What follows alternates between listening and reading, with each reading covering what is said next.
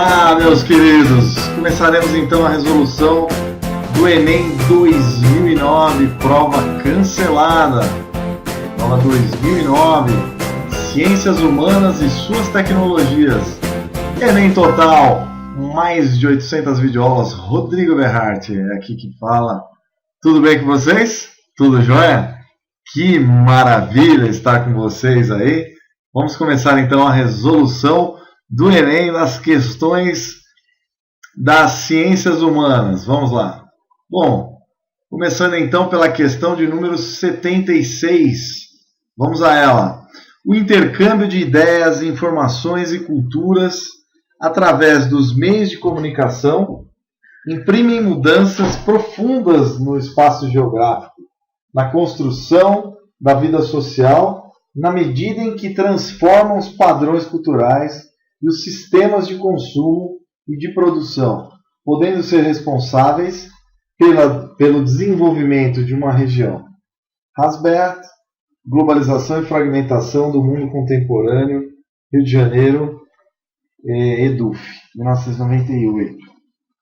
Muitos meios de comunicação, frutos de experiências e da evolução científica acumulados, foram inventados ou aperfeiçoados durante o século XX. Provocaram mudanças radicais nos modos de vida da população, da sociedade, né? Então é isso que a gente vai falar agora. O modo de vida como, por exemplo, vamos lá, na A, que diz na A, muitos meios de comunicação, como já li agora, né? Na A, a diferenciação regional da identidade social por meio de hábitos de consumo.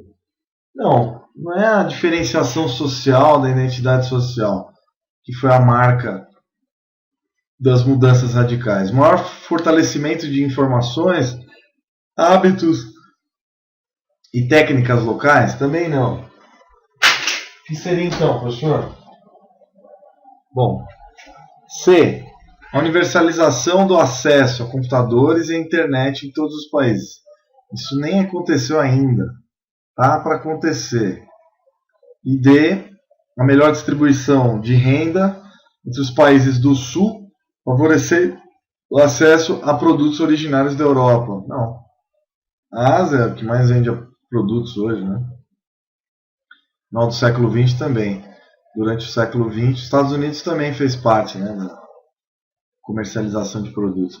Criação de novas referências culturais para a identidade social por meio de disseminação do fast food.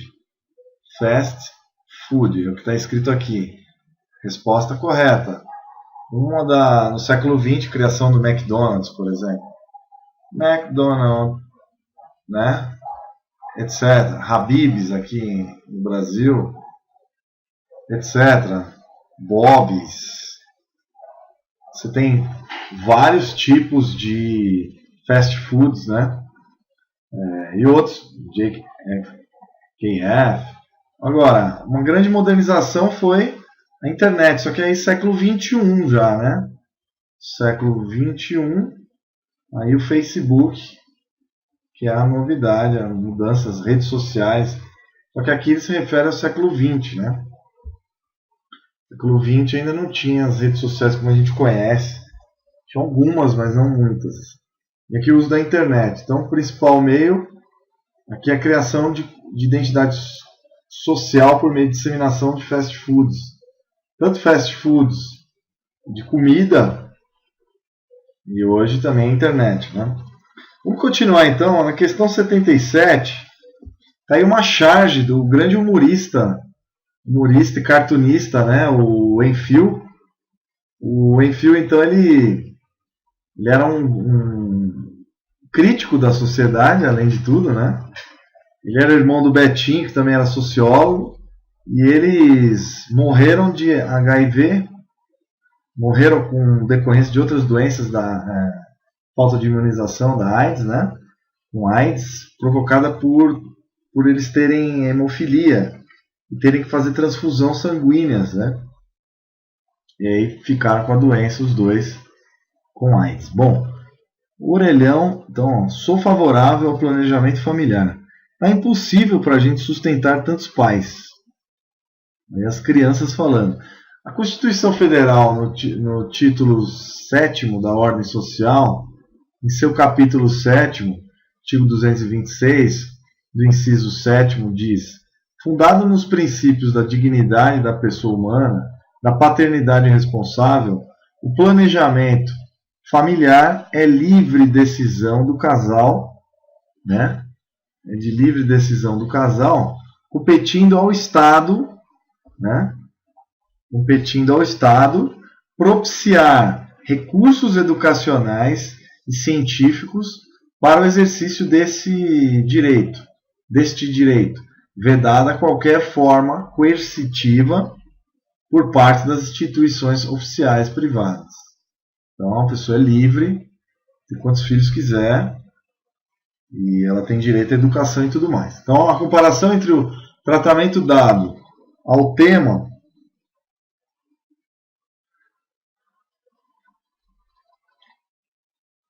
do planejamento familiar pela charge de Enfield e pelo trecho do texto da Constituição mostra que a charge ilustra o trecho da Constituição Federal sobre planejamento familiar. Não, os direitos. Não só a charge, como também o texto vai falar sobre isso, né? E a B, a charge e o trecho da Constituição Federal mostram a mesma temática, sob pontos de vista diferentes. Um usando a ironia e o outro as leis, né? Ótimo. Então a linguagem da charge, usando a charge, e o outro usando as leis. Por enquanto, correta a B. A C, a charge complementa as informações sobre planejamento familiar contida no texto da Constituição Federal.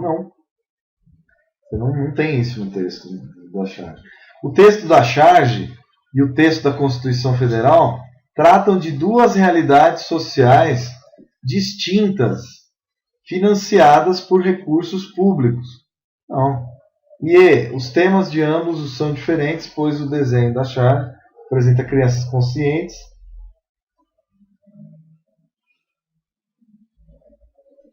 e o texto defende o controle da natalidade. Também não. Então, resposta B. Aqui, análise de texto, né, queridos? Beleza? Análise dos textos. De textos. Muito bem. Então, está finalizada mais uma questão. Vamos que vamos para a próxima. 78. Vamos lá. Para uns, a Idade Média foi uma época de trevas, pestes, fome, guerras, né? Sanguinárias, superstições, crueldade. Para outros, uma época de bons cavaleiros, damas corteses, fadas, guerras honradas, torneios, grandes ideias, ou seja, uma Idade Média má e uma Idade Média boa. Tal disparidade de apreciações com relação a esse período da história se deve A, ao Renascimento, B, à tradição iluminista. Então, A, ao Renascimento, que começou a valorizar comprovação documental do passado, formando acervos documentais que formam tanto a realidade boa quanto a má. Não é bem isso. A Renascença ela vai falar sobre a razão, né? Ela vai mostrar a razão. Em compensação, ela também vai analisar um pouco dos credos, desenhos de Michelangelo, etc. Mas não é bem isso. B, a tradição iluminista que usou a Idade Média como contraponto a seus valores racionalistas, da razão, e ao romantismo que pretende ressaltar as boas origens das nações. Exato. Então, aqui na ideia de Immanuel Kant, conhecimento crítico é a melhor arma da sociedade e do Estado. Tenha coragem de fazer o uso de sua própria razão. Tema iluminista. E aqui, uma casa medieval, antiga, né? mostrando aqui um elmo também escandinavo, germânico. Bom, na tradição iluminista está correto, não há nada errado. Iluminação, ou seja, usar a razão, por isso a a Revolução Francesa, né? Ela vai levar em consideração o iluminismo. E o romantismo, as ideias, como eram bons, como era interessante, como era belo, e biriri. Então, nas visões românticas da Idade Média. Romanescas, né? Românticas. Bom, e o C, a indústria de videogames, de videojogos e cinema, que encontrou uma fonte de inspiração nessa mistura de fantasia. Então, tal disparidade em relação a esse período da história se deve, não é à indústria de videojogos, né? B, ao positivismo, que realçou os aspectos positivos da Idade Média, então, e ao marxismo, que denunciou o lado negativo da produção feudal. Nada a ver, né? Positivismo tem a ver com a relação com a razão, o uso da ciência, né? E a Idade Média, o marxismo, denunciava o capitalismo, né? Queria divisão de recursos, etc. Bom, e aí a religião, que com sua visão dualista e maniqueísta do mundo, alimentou tais interpretações sobre a Idade Média. Não. O que a gente vai ver então, para a igreja tudo era bom, né? No caos eles queriam que tudo tivesse bom. Por isso que religiões, abra o olho aí, pessoal. Com respeito a elas. Bom, 78 já foi. Então, item correto, letra B de bola. Então, o lado bom seria romântico, o lado ruim, criticando, a crítica, iluminista e romântico, tá? Bom, 79. O ministro da Saúde disse em audiência pública, em 2009, que é justo acionar na justiça o gestor público que não provê dentro de sua competência e responsabilidade os bens e serviços de saúde disponibilizados no Sistema Único de Saúde, o SUS. Mas observou que a via judicial não pode se constituir em meio de quebrar os limites técnicos e éticos que sustentam o sistema. Segundo o ministro, a justiça não pode impor o uso de tecnologias, insumos ou medicamentos, deslocando recursos de destinações planejadas, prioritárias. E o que surpreende muitas vezes, com isso, colocando em risco e trazendo prejuízo à vida das pessoas. 2009, STF, jus.br. A preocupação do ministro com o acionamento da justiça para a garantia do direito à saúde é motivada. Bom, aqui no caso, a única saída que a gente poderia pensar, é um caos a saúde pública em determinados hospitais, não é? Olha as filas, dá uma olhada, né? Se você comparar com os hospitais particulares de tops de linha, que são caríssimos, a diferença é muito grande. Então, não sei o que pensar ainda. O governo tem má gestão. O governo é da má gestão dos recursos, né? Bom, a preocupação do ministro com o acionamento da justiça é porque, vamos lá,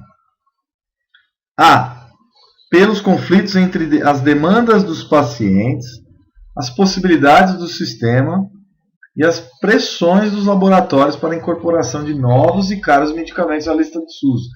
A questão está meio... Mas basicamente é isso, né?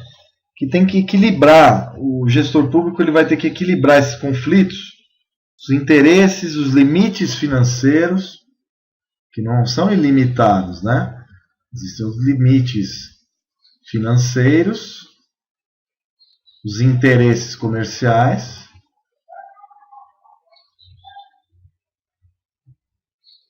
e as demandas da população. Certo, pessoal? Basicamente é isso. Então a A, por um lado, está correta.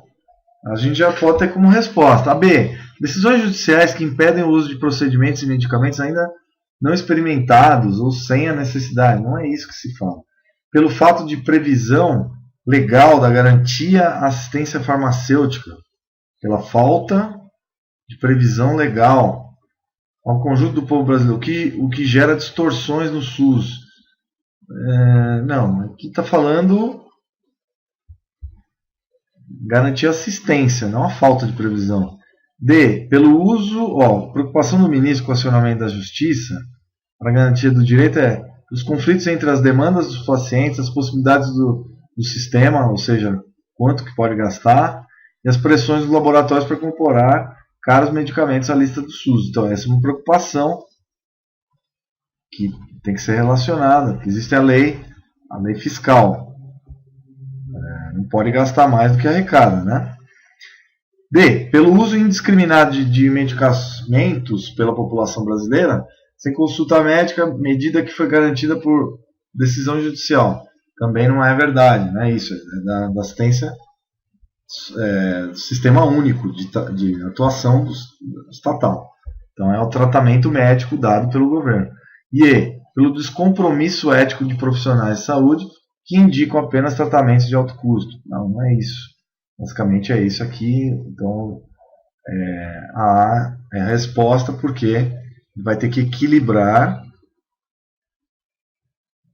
diferentes interesses. Então tá aí resumida a questão. Letra A é a resposta. Vamos agora para a questão de número 80. Bom, os dados dos gráficos a seguir, estou só voltando aqui, desculpe. A resposta é A, da 79.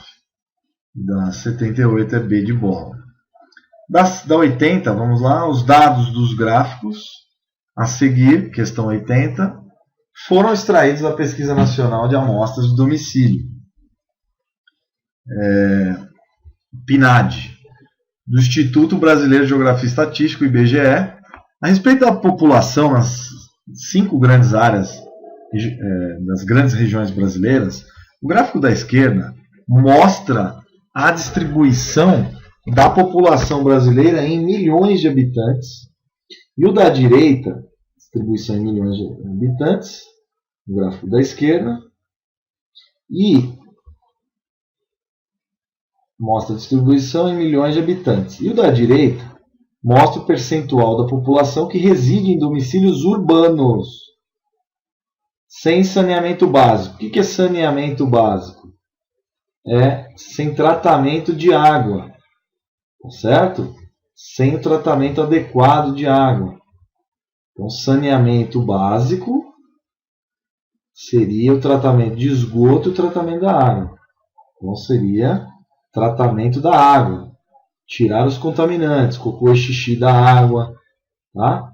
De água, tirar os poluentes e deixar a água potável e pronta para consumo. Ou para uso doméstico, variado, ou uso de outras maneiras, né? Então, o tratamento de água ele é fundamental para a nossa saúde. Saúde depende disso, basicamente, inicialmente. Tá bom? Então, tá aí as diferenças. Então, o gráfico mostra a distribuição da população brasileira em milhões de habitantes. Sudeste 80, Nordeste 52 milhões, Norte 15 milhões, Sul 28 e o Centro-Oeste, com menos habitantes, 13 milhões de habitantes. Aqui em porcentagem de domicílios que tem urbanos sem saneamento básico. Olha lá, região Norte 60%, região Centro-Oeste 53%, Nordeste 44%, Sudeste 11% e Sul 21%. Ainda falta muito saneamento básico no Brasil. Se você tirar uma média aí, vai dar em torno de 40%, que é muita coisa, né? Bom, mas vamos lá. Considerando as informações dos gráficos, a região que concentra o menor número absoluto de pessoas residentes em áreas urbanas sem saneamento básico adequado é a região, então, ó, tem menor população sem o saneamento básico. População do Sul, 28 milhões, né? População do Norte, 15 milhões. Fazendo os cálculos, olha lá, 60% de 15 milhões é 15 vezes 0,6. Vai dar 39. Dá 9 milhões de habitantes. Certo? Então essa região aqui vai ter 9 milhões sem assistência. Aqui, ó. 9 milhões de pessoas. Certo? Na região Nordeste, 44% de 52 milhões. Então vai ficar 52 vezes ponto 40. Vou pôr ponto 40 já para facilitar o cálculo. 0,8, 20. Vão dar 20 milhões de pessoas, 8. 21 milhões, arredondando, 21 milhões de pessoas sem, mais ou menos, né, que eu arredondei, sem a saneamento básico.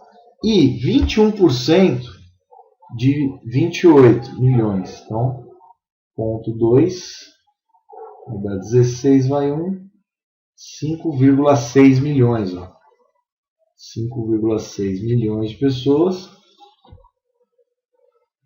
A região Sul. Tá claro que a região Sudeste é que tem menor, então não vai ser, né? 80, vai ter mais gente. 80 milhões de habitantes na região Sudeste, vezes ponto 11, vai dar 80, 8,8 milhões de pessoas sem saneamento básico. E no Centro-Oeste, 53% não tem, de 13 milhões. Então vai ficar 13,05. Vamos facilitar. E 53% divide por 100 vai dar 0,53, né? Então vamos arredondar já 0,5 e facilitar o cálculo. 5 vezes 3, 15, vai 1. 5 vezes 1, 5. Mais 1, 6. Aproximadamente 6,5 milhões de pessoas. Então a região Sul é que tem a menor população, então, sem saneamento básico. Saneamento básico. Então é a menor população. Então a região que tem, a gente pode pensar que tem a maior assistência de saneamento básico no Brasil. A população é pequena também, né? Mas a porcentagem menor é do Sudeste. Quer dizer que se aumentar a população, pode ser que vá ter problemas. Então a D, por enquanto, o número absoluto de pessoas sem saneamento básico é de 5,6 milhões de habitantes. Então, região Sul é a resposta desse exercício. Continuando na 81, formou-se na América tropical uma sociedade agrária na estrutura, escravocrata na técnica de exploração econômica, híbrida de índio e mais tarde de negro, né? Na composição. Sociedade que se desenvolveria defendida menos pela consciência de raça do que pelo exclusivismo religioso, desdobrado, em sistema de profilaxia social política, menos pela ação oficial do que pelo braço e pela espada do particular. Mas tudo isso subordinado ao espírito político e de realismo econômico e jurídico, que aqui, como em Portugal, foi desde o primeiro século elemento decisivo de formação nacional, sendo que entre nós, através das grandes famílias proprietárias e autônomas, senhores de engenho com altar e capelão dentro de casa, e índios de arco e flecha ou negros armados de arcabuzes às suas ordens. Casa Grande e Senzala, Rio de Janeiro, Gilberto Freire, José Olímpio. Bom, de acordo com a abordagem de Gilberto Freire sobre a formação da sociedade brasileira, é correto afirmar que, bom, aqui a gente tem que ter um certo conhecimento da questão. De acordo com Gilberto, a colonização na América tropical era obra, sobretudo, da iniciativa particular.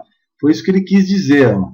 Famílias proprietárias, senhoras de engenho, com altar, capelão dentro de casa, índios de arco, ó, exclusivo, menos a ação oficial, ó, menos pela ação oficial. Então, caracterizando a colonização da América tropical pela obra. Aqui, pelo texto, já dá para resolver. B. O caráter da colonização portuguesa no Brasil era exclusivamente mercantil.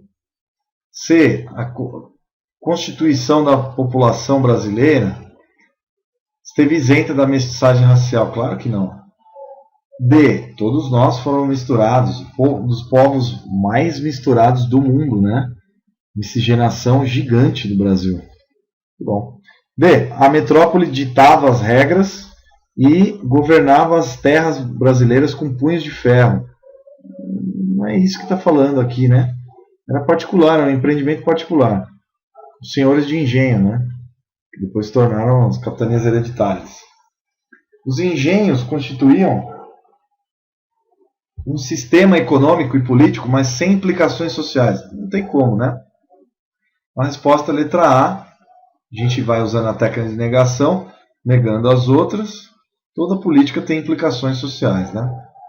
Então é A. Pelo texto, a gente mata a questão. Muito bem. E finalizando então pela última questão, a lei dos Lombardos. Uma questão falando da Idade Média. Final da era dos romanos. Vamos lá.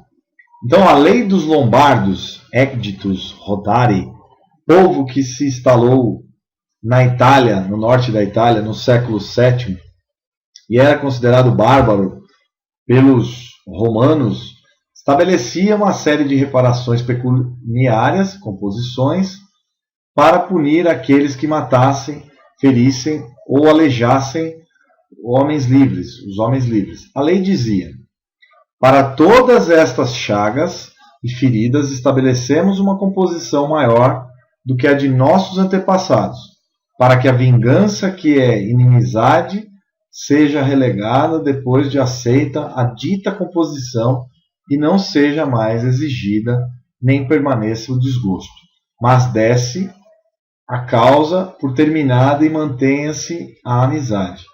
Então, Spinoza, Antologia de Textos Históricos Medievais, Lisboa, 1976.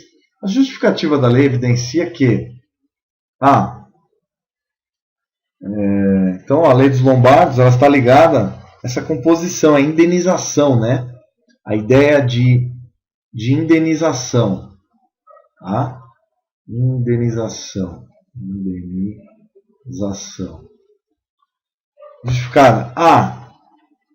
Se preocupa acabar com o flagelo das guerras dos mutilados? Não. Aí é uma questão mais interna, de brigas internas entre os lombardos. Então, substituir a prática bárbara de vingança física, de um querer matar o outro,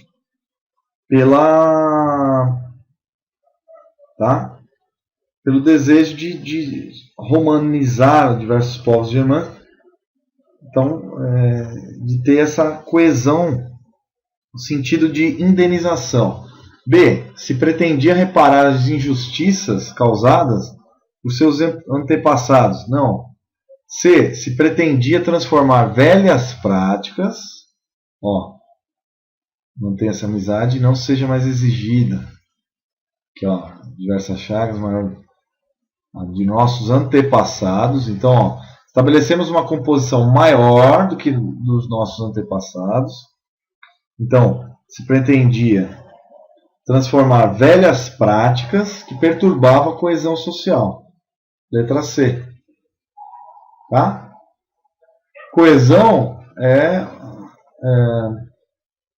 união social, né? Não ter badernas, não ter confusão. E D. Havia um desejo dos lombardos de se civilizarem, igualando-se aos romanos. E se instituía uma organização social baseada na classificação de justos e injustos. Também não. Então aqui século VII já tinha caído o Império Romano, né? Foi uma continuação, tá? E aí também uma influência. Então aqui é a coroa dos Lombardos, a região onde os Lombardos seria o sul da Suécia, passando pela atual Alemanha, Dinamarca, né? Holanda, Áustria, Suíça e o norte da Itália. Toda essa região. Alemanha, Holanda, Dinamarca e Escandinávia, né? Áustria e o norte da Itália. Então os Lombardos, povo de origem germânica, setentrional, ou seja, do norte, invadiram o norte da Itália, entre outros locais, e expulsaram também os romanos.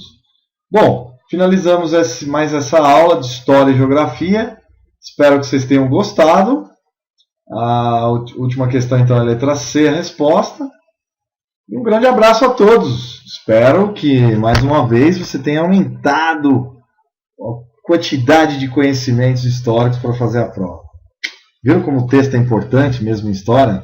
Se vocês prestarem bem atenção ao contexto do texto, vocês podem fazer qualquer questão de qualquer prova. Tá bom? Grande abraço. Tchau, tchau.